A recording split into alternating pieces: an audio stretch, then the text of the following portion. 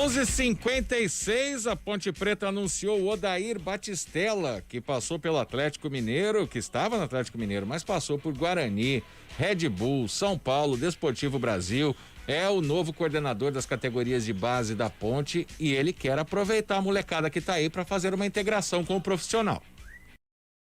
Do técnico campo, né? Mas eu vim para desenvolver um trabalho geral de reestruturação e da categoria de base. Ajudar, pegar o que já tinha dentro do clube, que era bem feito, e continuar um processo de organização e desenvolvimento para a categoria de base. Isso vai ser o principal eixo para que a gente possa reorganizar, construir, continuar construindo e a gente buscar um alinhamento com o profissional para que esses atletas que estão surgindo de alto potencial, igual alguns que já estão no profissional hoje, que a gente tenha mais êxito possível, que eu acredito que hoje é o grande trunfo da categoria de base, do desenvolvimento no esporte, é a categoria de base. Então a Ponte não pode ficar sem esse trabalho.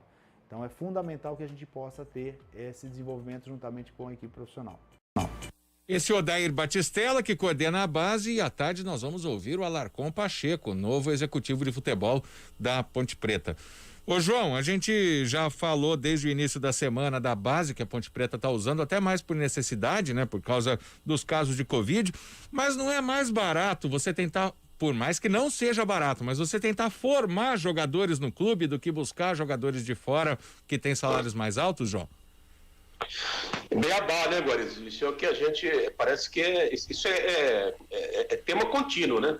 É um beabá. Eu acho que a Ponte, não que ela não tenha formado, olha que a Ponte, mesmo trabalhando mal, que a Ponte está trabalhando mal, mas ela formou Emerson nesses últimos 5 anos, vamos pegar, que deu um dinheirinho, né? Não deu o que deveria ter dado, né? Foi muito mal explorado.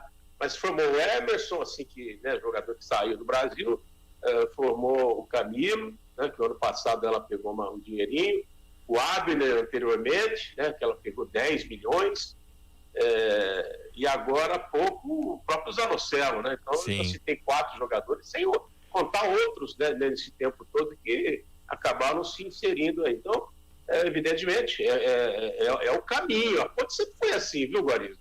Uhum. E curioso, viu? Você falou assim, que a Ponte, ela lançou esses garotos no momento de necessidade.